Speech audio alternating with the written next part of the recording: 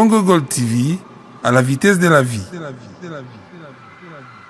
Celebrating his 10 years of gospel music career, Nazareth Life Ministries proudly presents Pastor Kiese in a live concert in London. On Saturday 20th of April 2019, 7 p.m. to 11:30 p.m.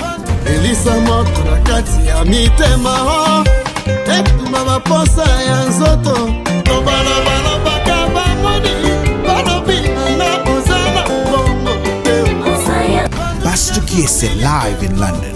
At KLM Centre, 117 Bruce Grove, London, N17 6UR. Special guests Couple Kibala, Pastor Joel Longo, Sister Belothy Rema, Brother Eriche Sungolo, Brother Piero Blessings, Sister Iken Kudinga, Brother Nico Antonio, Brother Alain Bompeti, and Ambassador Lindanda.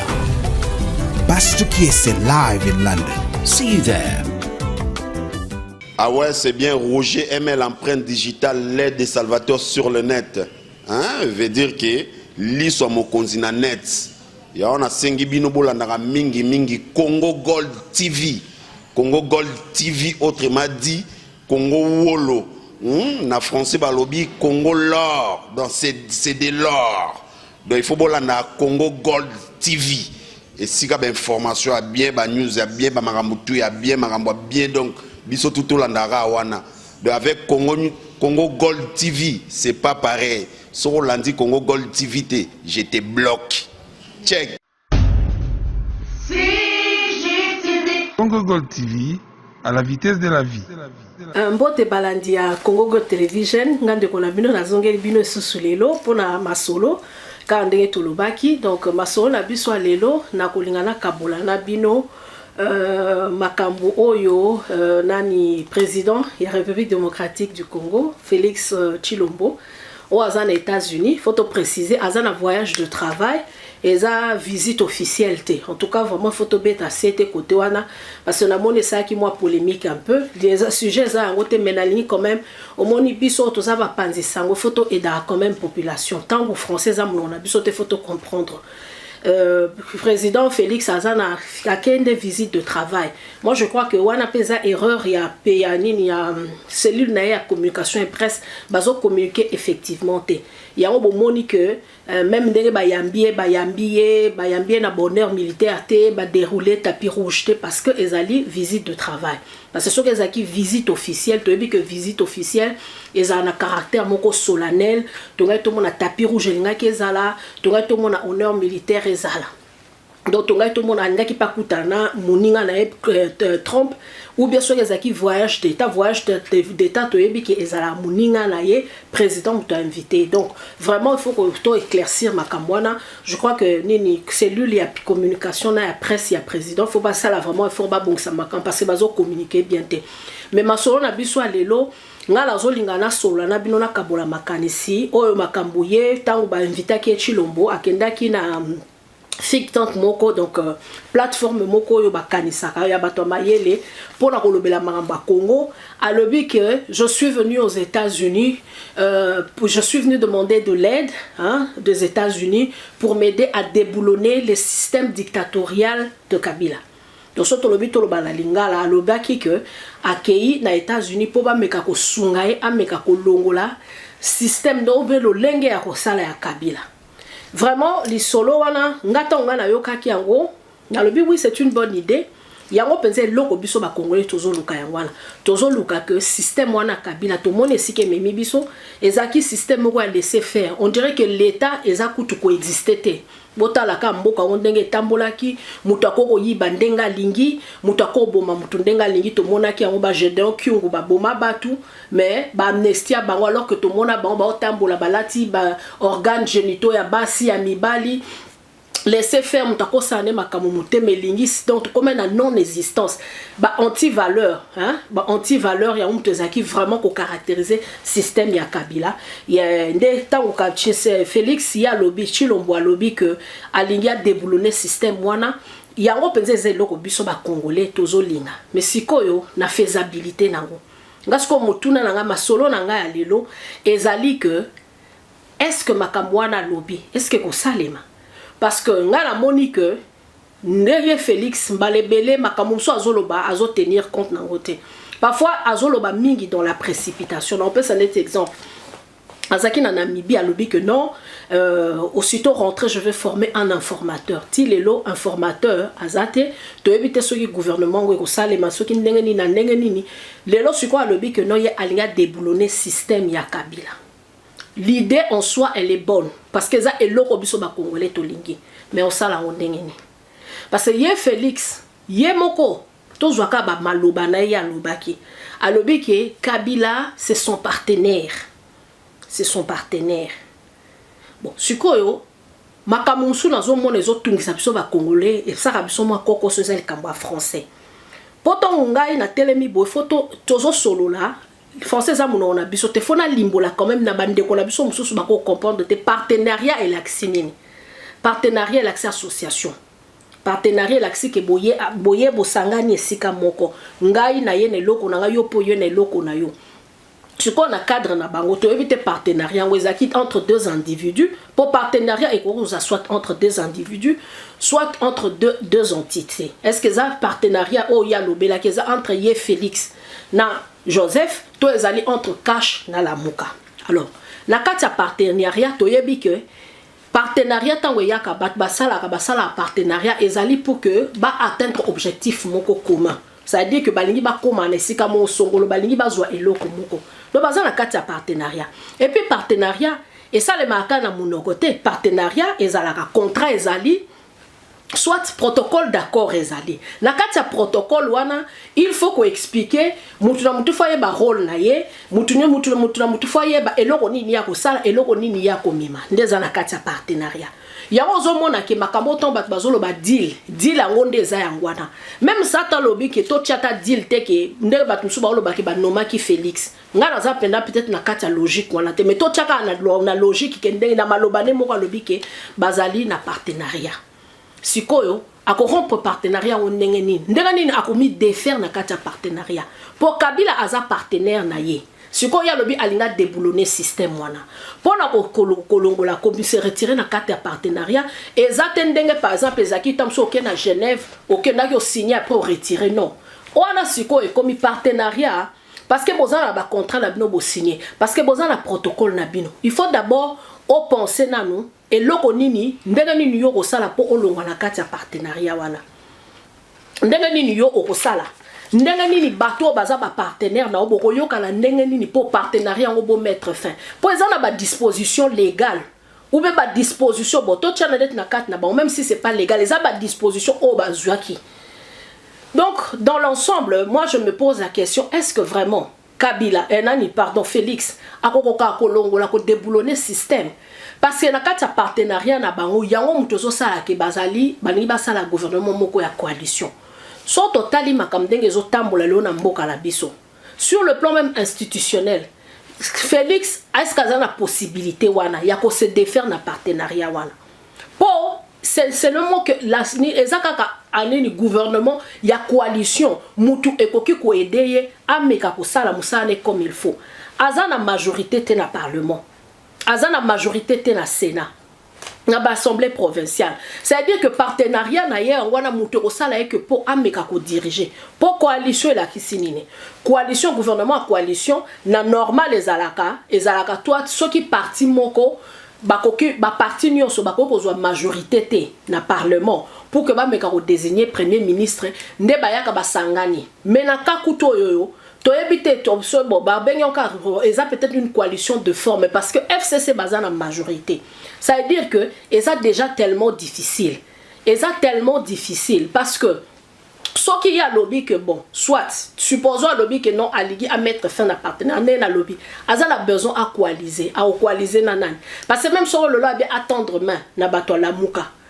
Baroko kaka ate, barozalaka minoritaire. Donc azal a besoin ya makam do eroza difficile ya koluka ko déboulonner système wana ya Kabila. Ya moni partenariat wana otozo loba eza partenariat moko etcheye na kati ya situation moko difficile. Toche na situation mususu. Situation mususu sera le bikalinga déboulonner système à Kabila. Nazo imaginer plusieurs scénarios. Alobi alinga déboulonné. Bon, supposons à lobby que non, alinga nommé premier ministre. Sans tenir compte, na FCC a nommé premier ministre, na imoko, à ça la gouvernement. Là aussi, il y a problématique. Pour la nini. Parce que, na parlement, FCC est majoritaire. Par le premier ministre, wana a une difficulté à exercer politique ne gouvernement, na sens nini. Pour le parlement, il y a la motion de censure.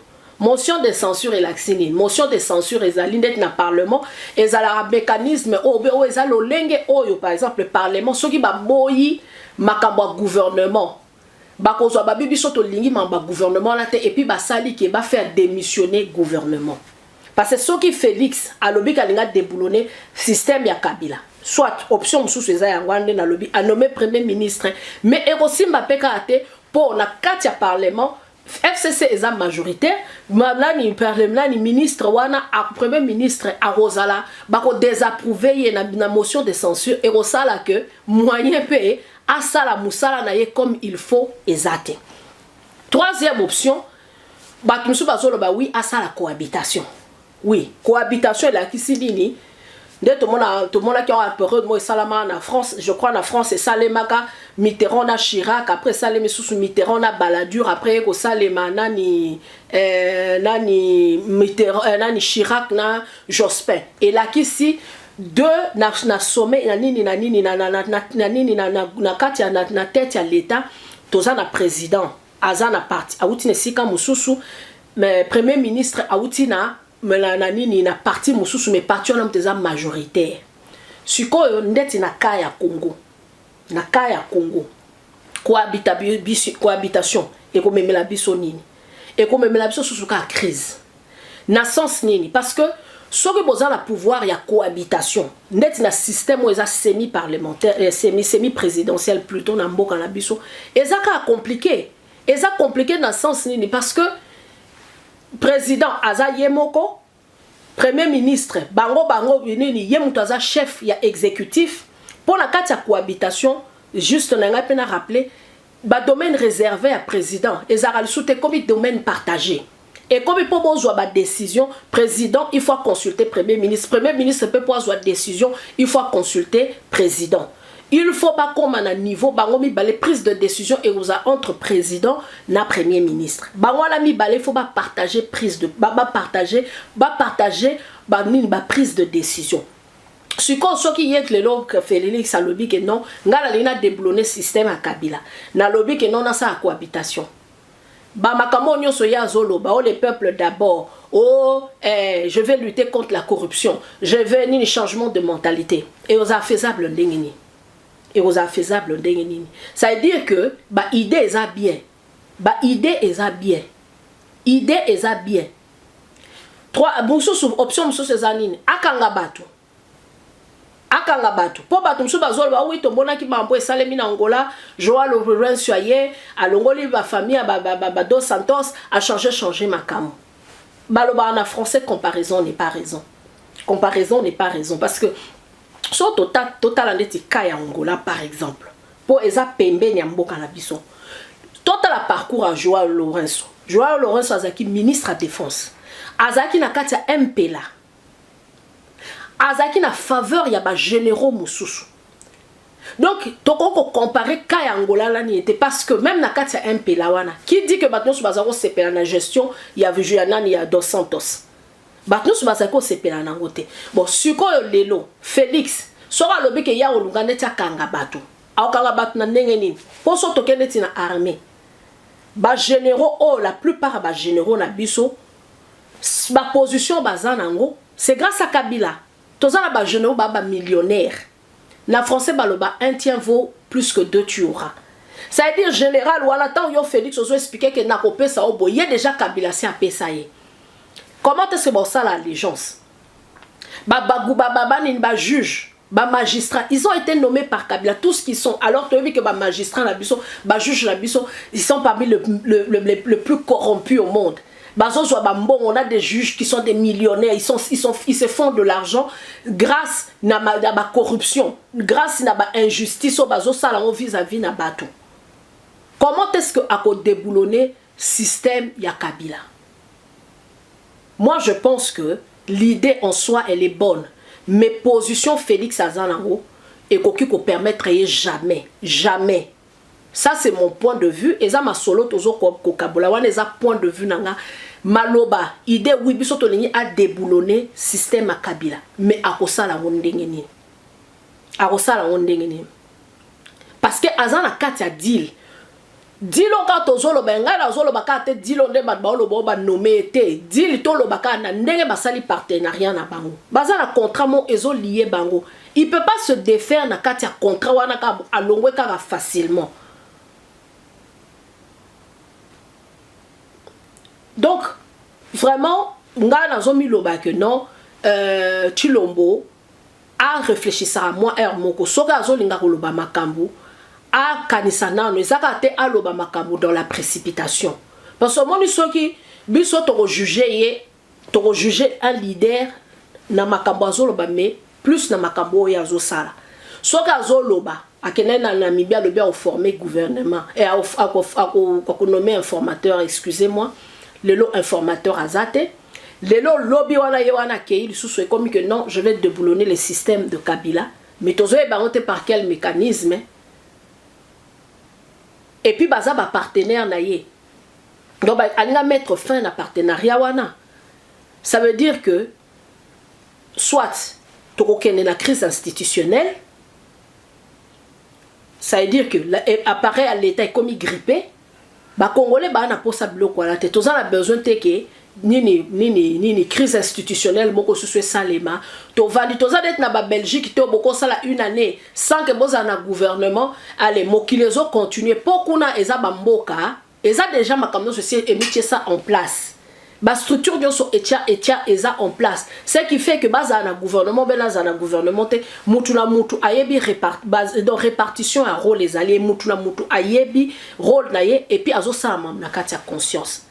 Donc na masolo na biso pe masolo penda ya lelo nga na zaki na ngoya ko kabula na bino ezaki par rapport à wana moi je pense que Tshilombo aza vraiment na marge de manœuvre te wana makambo wana lobby a lobby kaka hein a lobby mais sont vraiment to meki to sala évaluation totale ndenge na présenter makambo ndenge na moneli nazo mona te comment la seule façon à oza kaka il faut sala a coalition na bato FCC. Alors coalition na kati na bato FCC, c'est vrai que na kati partenariat mutu na ba partenaire mu na mtazana ma autonomie na ye, mais baza na objectif mon commun.